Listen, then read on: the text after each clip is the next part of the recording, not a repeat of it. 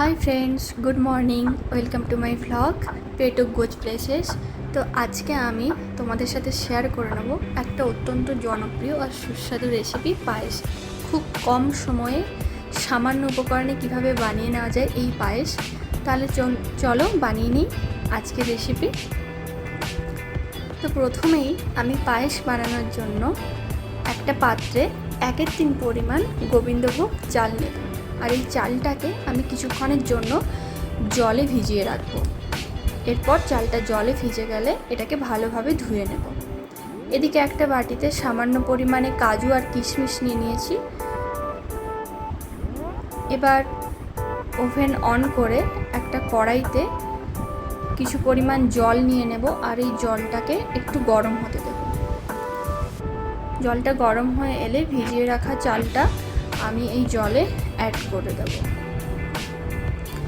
এরপর একটা প্যানে আমি প্রায় 1.5 লিটারের মতো লিকুইড দুধ নিয়ে নেব।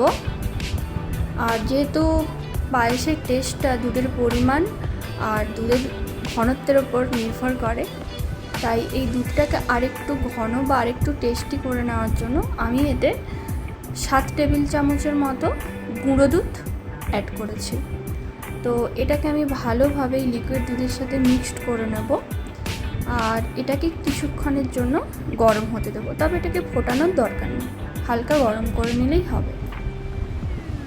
এদিকে আমার চালটাও প্রায় সেদ্ধ হয়ে এসেছে। এই সময় আমি এই চালে ভিজিয়ে রাখা কাজু আর কিশমিশটাও অ্যাড করে নেব।